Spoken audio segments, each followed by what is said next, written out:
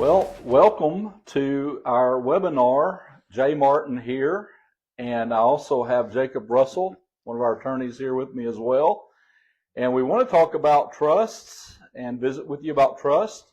Although we just had fun, we started the NCAA basketball tournament, March Madness. Yes. And I thought it might be fun for just a moment. I don't know how your bracket's doing. It's not good. I checked today actually at lunch. No, it's not good at all.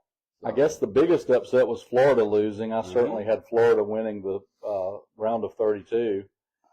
And then I think I had Vanderbilt winning the round of 32 also. So I definitely have had some losses. But I did pick High Point beating Wisconsin. That's a good pick. And I had us beating High Point. So I'm good on Arkansas. And I did have us playing Arizona. I did too. And I had us beating Arizona because I'm a homer.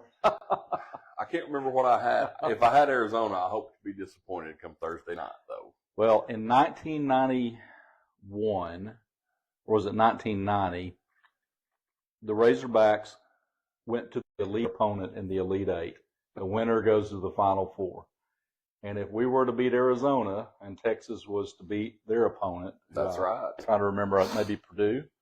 Yes, correct. Then we would meet Texas again in the Elite Eight. And which I think I have us meeting Purdue, but in my bracket. But anyway, love basketball. Absolutely. But that's not what we're here to talk about. We probably just ran a few people off. I hope we didn't run you off. We appreciate you tuning in, though, and if you're not at all a basketball fan, don't worry. That's we're done with talking basketball. But we came here to talk about trusts, and we wanted to just spend some time. I know the last time you and I spoke, Jacob, and we did this webinar, we talked about the different types of trusts. Yes. I've done a couple of webinars where I've talked pretty in-depth about revocable trusts and pretty in-depth about the probate process. Yes. And I think today you and I talked about maybe letting us spend some time, especially with you taking the lead, to talk about something that you're really taking the lead doing, and that's irrevocable trusts, asset protection trust. And so if you can, just kind of take the floor. Yeah. I may have some comments during it, or I may have some questions, and we'll do our best to talk about this tonight. Sure. So general irrevocable trust, one of the main goals is the folks that come see us, they want to protect their assets. Could be protecting assets from creditors. It could be wanting to protect assets should they need long-term care, such as a nursing home. Assets do need to be protected. That way they don't have to be expended to pay for the care. So generally, irrevocable trusts are meant to protect those assets that you own. The people can still make the trust, or the grantors, the trust makers, but they're probably not going to be the trustee. Okay. Meaning they won't manage the day-to-day. I know you've talked a lot about revocable. Right. And they can be the trustee in those trusts. Irrevocable is a little bit different. Right. And that is for the protection of the assets. Okay. And so you're truly separating yourself from your property in a lot of ways. That property, at least, that you designate to have yourself. You don't have to separate yourself from all of your property, but whatever property you're designating is what you put in the irrevocable trust. Correct. And I think that's probably the best way to put it. I know when I walk through these types of trusts in our meetings, I get some raised eyebrows when I say that your direct control over those assets, you may not be able to directly control them yourself. Okay. That is an important part of that protection. Okay. That does not mean that you lose the beneficial enjoyment, and it does not mean that you lose some indirect control over those assets as well. Okay. I often use the short story or the phrase that even in an irrevocable trust, you're going to wake up tomorrow morning in the same house, eat the same bowl of cereal, and watch the same TV. Okay. For the most part, life really doesn't change that much. I see. But you do have that property is in the trust, and there is a trustee other than you that's overseeing that property and your use of it. Correct. Okay. And you want to make sure that your trustee is someone that you trust. Right. It's a very fitting word for trustee, especially in that is trust. Right. You want it to be someone you trust. Yeah. One of the main questions I get about that is, well, could a son or a daughter be that trustee? The answer is yes, they can. Okay. They would be the ones that would manage the day-to-day affairs of that trust. So it doesn't have to be a relative. Just needs to be someone that you trust that can either manage those assets or that knows enough to ask the right people the right questions about them. And a child would be separated enough to still be able to serve as trustee, even if they may have an interest in the estate. Correct. Later. I've done a lot of irrevocable trust where a child, an adult child, is the trustee and is also the beneficiary. Okay. All right. Okay. So I'm just trying to think practically for our viewers today. If, they're sitting at home trying to figure out what they need. And I think one of the drawbacks of an irrevocable trust is the 5-year look back period. Mm-hmm. So let's say you go to the time, effort, and expense to set up a irrevocable trust, and on the year 4, Mm-hmm. you have to go in a nursing home. Sure. Then you haven't really separated yourself from that property that's in the trust. Is that right? That's right. So the 5-year look back, I'm really glad you brought that up. That is about, and a lot of these trusts focus on protection of assets from what we call Medicaid. And it's not that Medicaid takes your assets. You just want to make sure that you don't have to spend them for your long-term care. That's a great example of there's a 5-year rule. Medicaid, at the time you apply, they want to know what you've done with your assets for the previous 5 years. Okay. When we put assets in a trust, let's say we did it today, that starts our 5-year clock going forward. So you brought up a great example. Okay. Let's say we make 4 years. Right. Didn't quite make it to 5 years, and someone might need, that long-term care in a nursing facility. Right. There are ways in the trust. That's why you want to come see us. We'll walk you through how we can still use some of those assets should we need to self-pay for a little bit. Okay. We have ways that we can still protect the remaining assets as well. Very good. So I guess, but the emphasis of the 5-year look back period is if you think you need to get this done, you need to get at it, because if time's none of us can predict if we're going to be in an accident or our health is going to not be good. But it seems to me that this is something that should be done yesterday if you wanted the clock to start running to separate yourself from your property. Correct. And, we have talked, there's no wrong time to do a trust. Right. I have had clients that have come in and said, hey, I want to protect my assets. I may need long-term care. And that's completely understandable. And sometimes they'll say, well, I think I need it in the next 2 months. Well, that's a different scenario. Right. Right. But yes, it's one of those things. There is no set answer, but that's why you come in, talk to us, and we talk about, we're going to go over a lot of things. We're going to talk about your health. We're going to talk about types of assets, and we're going to look at that 5-year time frame going forward.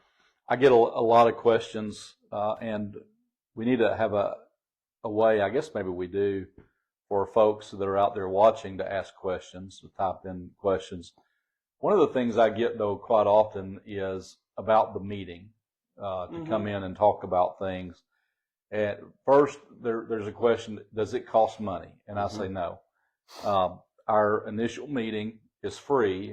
It's for you and for us. That's right. Because we don't know what we don't know till we visit. That's right. So it's really a great opportunity for someone to sit down, and we will even make some recommendations in this meeting. Sure. Even without you having to pay for it. Sure. I mean, we'll look at what you bring in, and then that is sort of the second question I get, Jacob, is what, I think people get really nervous about that first meeting about what they're supposed to bring in.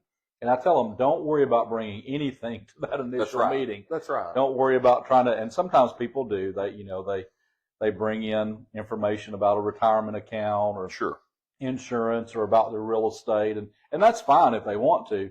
I just want to take the pressure off people feeling like they got to go print a bunch of stuff and jump through a bunch of hoops before they come meet with us. because really all we need to do is to sit down for about 45 minutes, I'd say, probably between 30 minutes and an hour, to sit down with someone and figure out what their goals are. That's right. And, you know, maybe they're just trying to avoid probate. Exactly. And maybe they're just going to roll the dice on, like most of us are doing. That's true. That's very true. On whether we will need to set our, you know, the 5-year look back period and the irrevocable trust. But we know we want to avoid the probate process. Absolutely. So, you know, so maybe they're just, that's what they need. And so we'll talk them through that. There will come a time when we will get very thorough information, sure, but we will tell them exactly what we need at that time. And so, but I just really want to emphasize, you say, well, I don't know if I need a revocable trust or irrevocable trust. I need to figure that out before I come to see you. No, you really don't need to do that. You may not know, you may need a pet trust and you didn't even know it. You may have a beloved dog or cat and you say, you know, I didn't know that I needed a pet trust until I came and visited with you guys. So that's just kind of but there are pet trusts and we can certainly do those. You don't know what you don't know. And that's why that initial meeting, we just want to take all the pressure off that. Absolutely. Just come in as you are with the information that's in your head.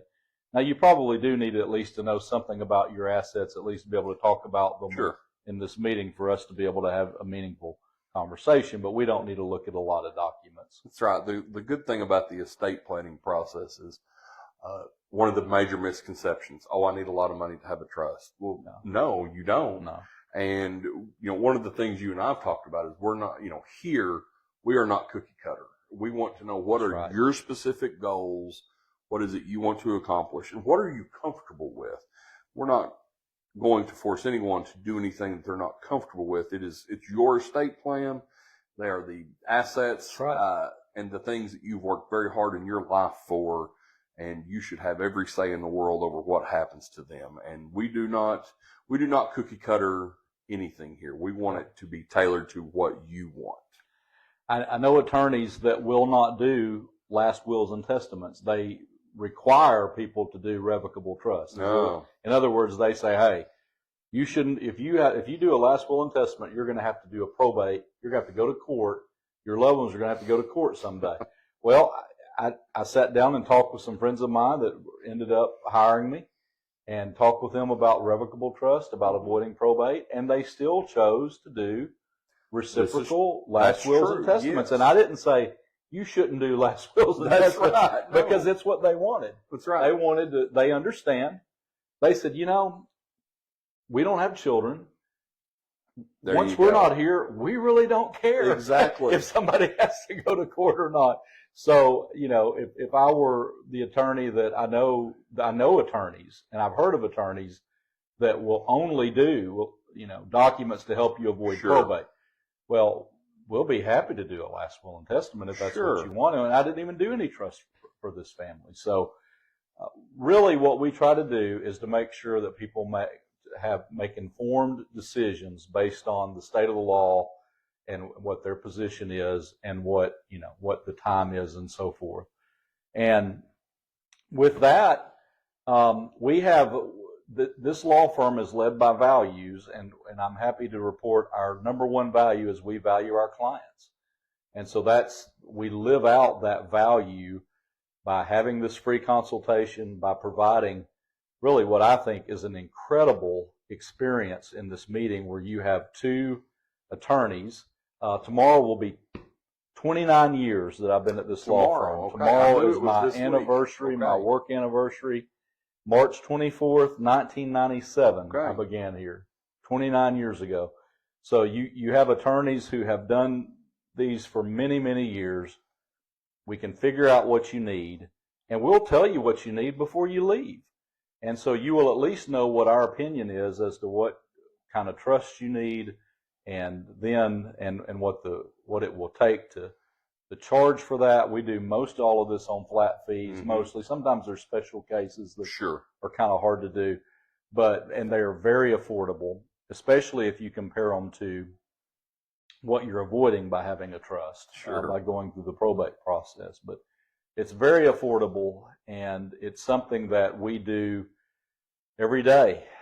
As a matter of fact, I had just got a whole series of revocable trust documents prepared before we started this Okay, that's what I thought. webinar. Yeah. And it was my third set That's to do right, in yesterday and today. And so we do a lot of this, and because we do so much of it, I think probably working with so much volume, but we still try very hard, and we do make it very individualized.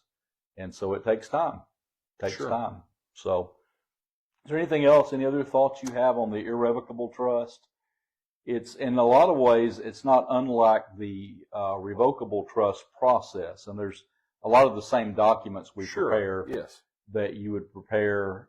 So if you've watched other webinars and you want to go back, and we talk through kind of the specific documents in the package that we do for revocable trusts, all of those documents we would do for an irrevocable trust. Correct. Except the trust itself would just be a little different. Yeah. But there's about 27, 28, 29 documents with the pages of instruction that we go through and that we do when there's any type of trust, revocable, irrevocable, or other kinds, or a pet trust. Yeah, exactly. Whatever it may be, that's what we do. So, well, we don't want to take up your time. We know it's Monday evening. We're honored to come into your home, wherever you are watching this webinar. We have information for you to get in touch with us. We would love to sit down and visit with you. We would invite you to go to YouTube, look at other webinars that have been posted. I think the Bible, the Basketball, and the Briefcase podcast, I think we have used one of the podcasts to publish our last, my interview of you last time when we go through all the different kinds of trusts. So we're just excited to help you. Reach out to us. Feel free to give us a call. Feel free to email us, text us. We'll get you in here, and that meeting will be very valuable to you, whether you decide to hire us or not. But we think you will.